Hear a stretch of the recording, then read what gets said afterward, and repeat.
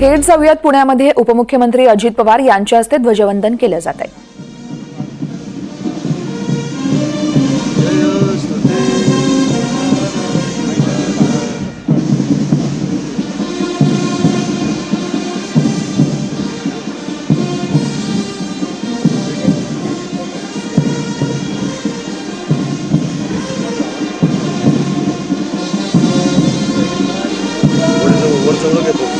खाली करणं पाहिजे।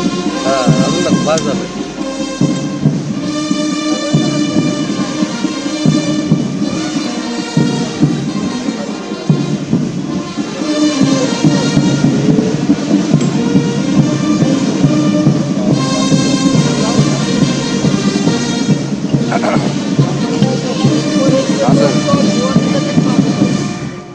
काय आता झेंडावंदन झाले, आता दादाच पुढं काय भाषण चालू होईल, मनोगत वगैरे ते सगळं।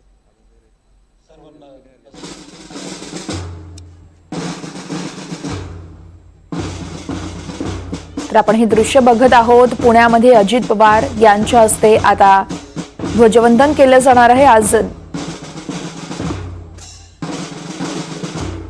तर आपण हे दृश्य बघत आहोत। आज देशभरात खरं तर अनेक ठिकाणी ध्वजवंदन केले जाते। त्याच अनुषंगानं उपमुख्यमंत्री अजित पवार यांच्या हस्ते इथं ध्वजवंदन संपन्न झालं आहे। भारतीय संविधान 26 जानेवारी 1950 रोजी लागू झालं आणि तेव्हापासून दरवर्षी भारतात हा दिवस मोठ्या उत्साहात साजरा केला जातो। यावर्षी भारत आपला 76वा प्रजासत्ताक दिन साजरा करत आहेत। आपल्या भारतीयांसाठी देखील हा दिवस अतिशय महत्त्वाचा आहे, कारण जेव्हा 15 ऑगस्ट 1947 रोजी आपला देश ब्रिटिश राजवटीपासून स्वतंत्र झाला, तेव्हा आपले स्वतःचं संविधान नव्हतं आणि देशाचं संविधान ही त्याची ओळख असते। एक राष्ट्र म्हणून आपल्या खरं तर देशाला 26 जानेवारी 1950 रोजी ती ओळख मिळाली आहे आणि त्यानंतरच आपण दर वर्षापासून आता प्रजासत्ताक दिन साजरा करत आहोत।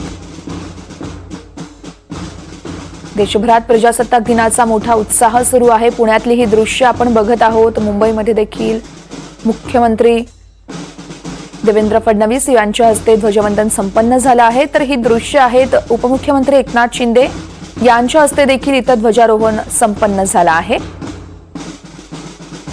राज्याचे मुख्यमंत्री देवेंद्र फडणवीस यांनी देखील ध्वजवंदन केलं आहे। उपमुख्यमंत्री अजित पवार यांच्या हस्ते देखील पुण्यामध्ये ध्वजवंदन संपन्न झाले आणि त्यानंतर आता उपमुख्यमंत्री एकनाथ शिंदे यांच्या हस्ते ध्वजवंदन संपन्न झाल्यानंतर आपण बघत आहोत इथे आता सलामी देखील दिली जाणार आहे। ठाण्यामध्ये उपमुख्यमंत्री एकनाथ शिंदे यांच्या हस्ते ध्वजवंदन संपन्न झालं आहे।